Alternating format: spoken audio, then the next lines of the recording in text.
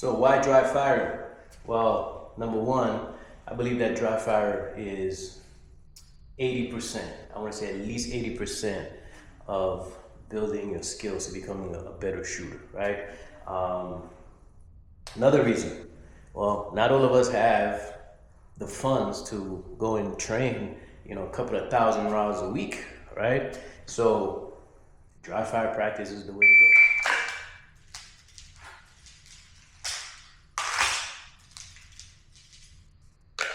That's how you're gonna build your skills. That's how you're gonna become a better shooter. Just gotta get out there, practice, dry fire, practice the drills, run the drills, right? Work on your draw, work on your trigger pull, work on your sight picture, work on target transitionings, work on your reloads. And, once you practice these things, I would say at least, if you can do 5 minutes, you don't need more than 5-10 minutes, maybe 4 or 5 times a week, all right? Just practicing these drills, and then you get out there whenever you can to do live fire, right? So basically you're gonna put into practice the things you've been working on, right? And so it's gonna translate into you becoming a better shooter. You have to improve it. It's really no mystery. If you dry fire consistently, you have to be consistent. You have to be consistent dry fire. And so if you do that,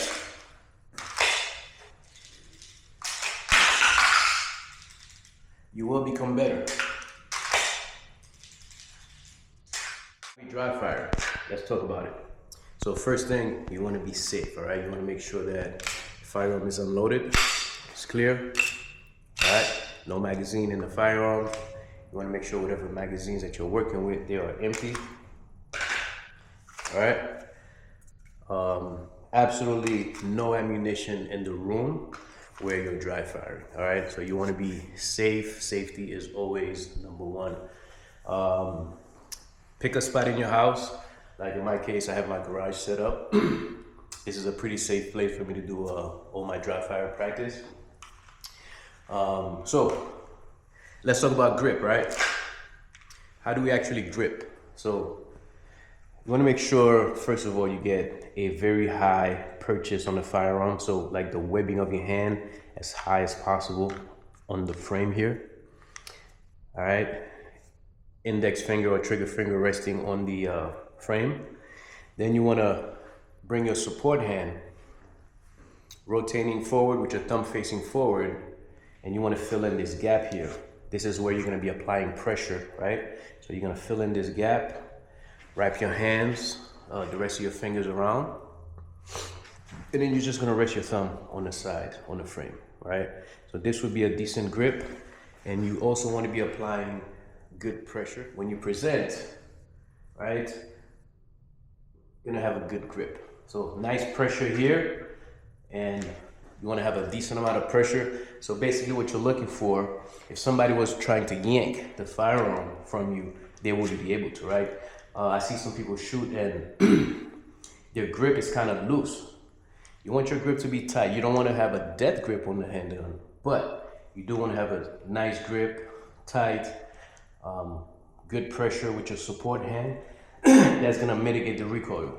Second thing with your grip, you wanna lock your wrist, right? You want your wrist locked. So this locking motion, you wanna lock your wrist forward, so when that recoil happens, you're not, limp wristing it. So it's gonna look like this. Recoil, it's gonna go up, come back down, so you can track your sights or dot if you're using. Right, so let's talk about sight alignment, sight picture. Next thing you want to do is align your sights. So if you're using iron sights, we know that you want to line up your front sight in between your rear sights, and then you want to put it on your target, right? So when I first started shooting, I learned how to line the sights up, and it's always been about front sight focus, front sight focus. So you want to focus on the front sight. But as I got better at shooting and as I started shooting competitively, now I'm at a point to where I'm actually target focusing. So it's very similar, it's still almost the same. So when you're presenting, you're looking at your target, you're bringing the sight to the target, and then you're breaking the shot, right? And then your eyes would lead to the transition target, and then the sight would follow, as opposed to tracking the sight all the way. So slightly different level of shooting, but for fundamentals, you can start with getting a good sight picture, align your sights on the target, and eventually you can build up to being able to target focus. So that is grip, sight alignment. Let's talk about trigger control. Very big one, very important one. Trigger. You have a take up, and then you have a wall, and then you have your break.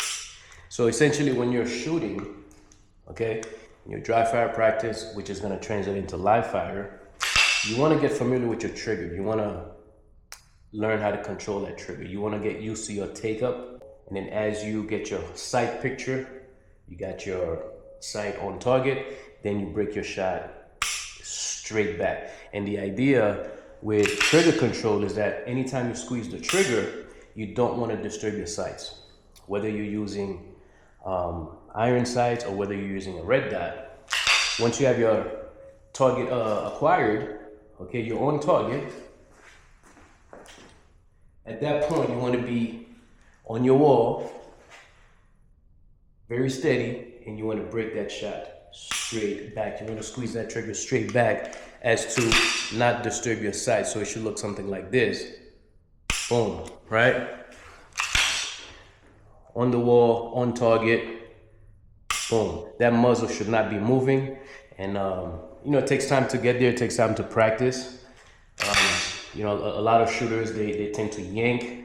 We tend to anticipate the shot sometimes, but this is why we dry fire, right? Dry fire is gonna get you to that point to where anytime you're coming up, presenting, boom, you're gonna be able to break that shot, not disturb the muzzle, which is gonna translate into live fire, and you have a good shooting experience.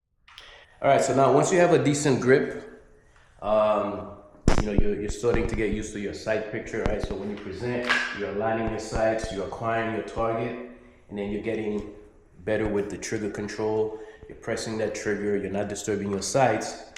Now you want to start practicing your draw, right? So if you carry conceal, then you want to train conceal carry.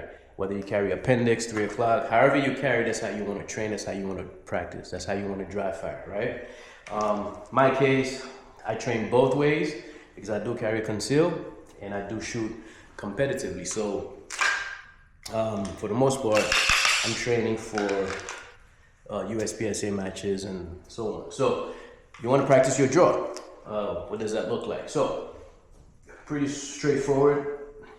Well, whether you want to start in a surrender position or you want to start hand below waist, the idea is that when you draw, you want both hands pretty much moving together. Support hand coming low towards your waist, and as your strong hand acquires your gun, you're coming up, they can meet together, and then you're presenting, forming your grip, presenting out, punching out to your target, and at the same time, as you're coming out, you want to start prepping that trigger to the wall, and as soon as your sight, you get that sight picture, as soon as that dot comes on target, you want to go ahead and break that shot. Boom. All right, so it looks something like this. Got my target here, and you can set a timer if you want. I like to work off a timer. So it'll look something like this. And then you can take your time, boom, break your shot. Right? Reset.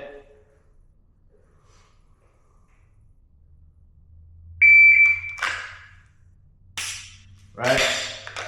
And then you can speed it up, right? You can, as you get more comfortable with the drawing, your grip feels right, your sight picture feels right. Stands, that's gonna be subjective. Everybody has their slight variation into stance. So find a stance that works for you, a stance that's comfortable. And then you can speed it up a little bit. Right?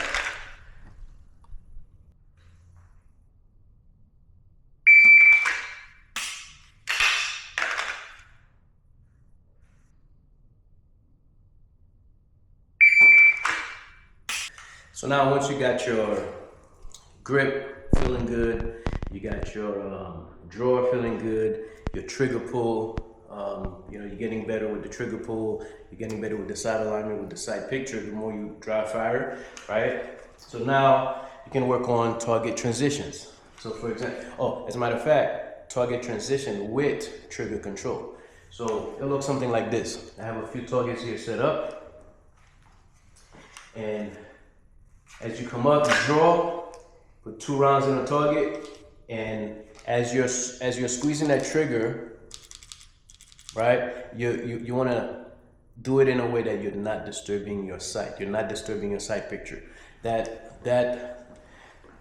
sight picture, that dot shouldn't be bouncing all over the place. Your muzzle shouldn't be moving. It shouldn't be wiggling. It shouldn't be going up or down. It should be straight, steady. And this is why we dry fire, so that we can get to that point to where we become very familiar with our guns, and you know, we're able to get good shots downrange. So target transition will look something like this.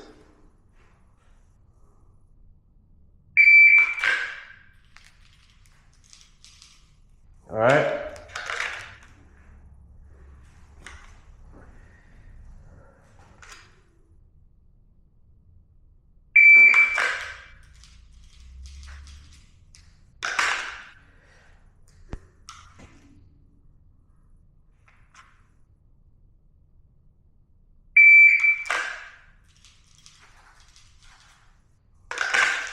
So what you're looking for here, you're looking for your sight picture.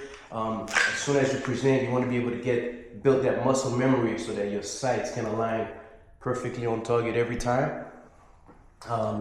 If you're running a red dot, you want to make sure you get that dot as soon as you present, and then you want to break your shot, right? 2, eyes lead to the next target, then the sight follows. 2, eyes lead to the next target, sight follows. 2, eyes lead to the next target, sight follows. 2. And then you build speed with that. And so it should look something like this. The more you train, the more you dry fire. It should look something more like.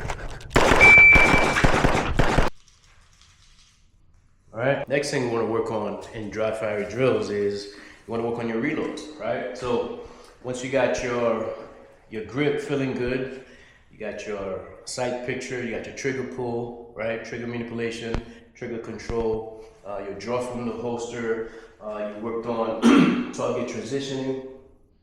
You know, now start working on reloads, right?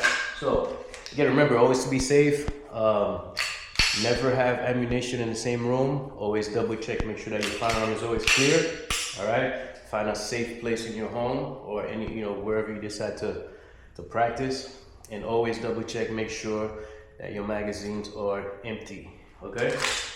All the magazines that I'm working with, I've triple checked them. None have any ammo, no ammunition in this room whatsoever, because we want to be safe, right? So reload. Draw, acquire your target, boom, boom, put your rounds, 2 rounds, drop your mag, come up, bring the new one in, re-engage your targets, boom, boom, right? Pretty simple, pretty straightforward. So, and then the more you practice, keeping good form with your draw, boom, boom, boom, boom.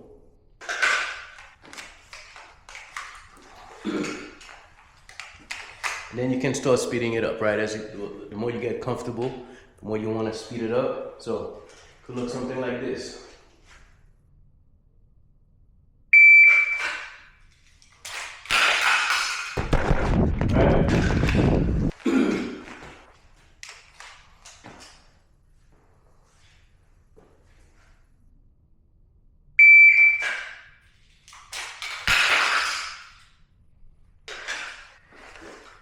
And you keep building on it, keep pushing yourself, try to get faster and more efficient. And then you can start incorporating some target transitions with a reload.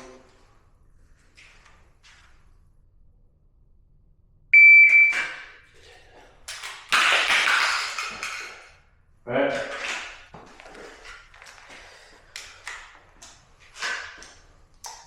Another good drill that I like to work on is just drop the mag, put it back in. Drop the mag, put it back in, right? Boom, drop the mag, boom.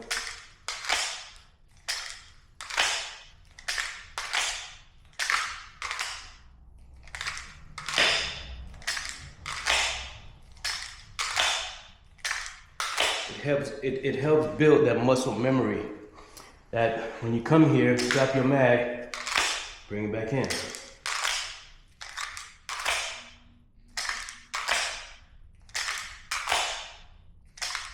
Carry conceal, right? So like in my case, I carry appendix. So you want to train, you want to dry fire, you want to practice your draw, right? And so once you build the fundamentals, you have your grip, right? You have your your presentation good. You have your sight picture, sight alignment good. Trigger control. You've been working on that. You've been working on these things. Your reloads, target acquisition, target transitions. You do want to train. You want to practice your draw, right? So someone who appendix carries, a lot of people carry 3 o'clock. So you want to practice. You want to practice your draw because Duke hit the fan, you're gonna need to know what to do. You don't want to freeze up. So dry fire is super important. And so, the way you practice, like you practice anything else, if you're practicing your draw from the holster, from a duty carry standpoint, you're just gonna translate that to concealed carry. So for this example,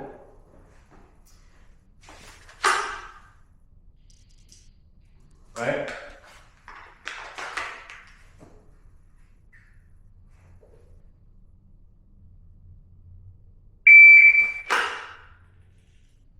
All right, so pretty straightforward.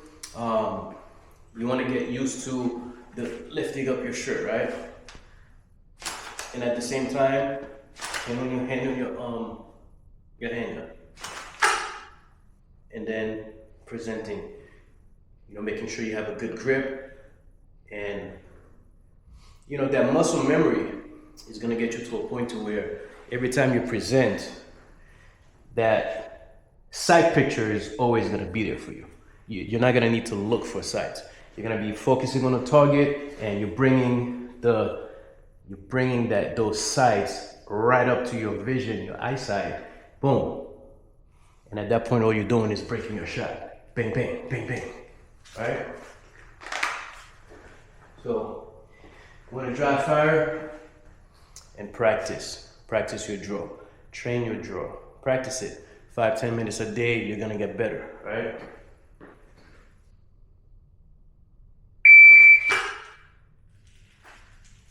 Practice your reloads as well in the process.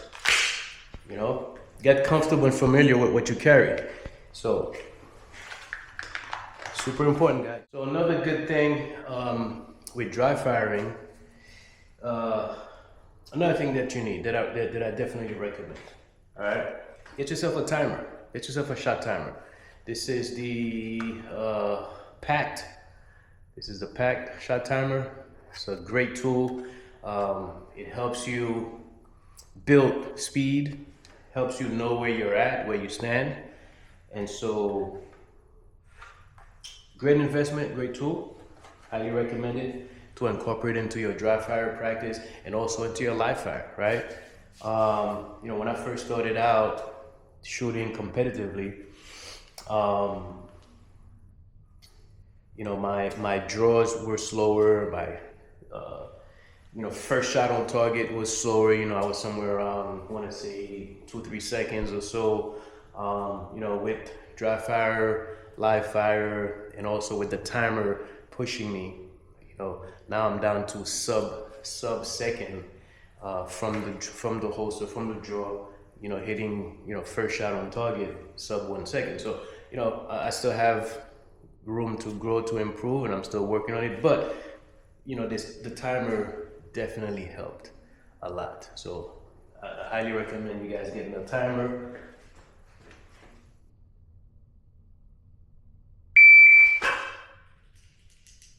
Right? So it definitely helps.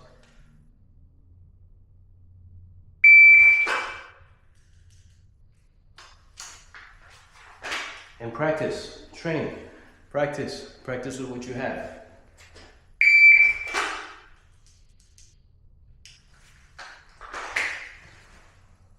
All right, so I hope this video was helpful.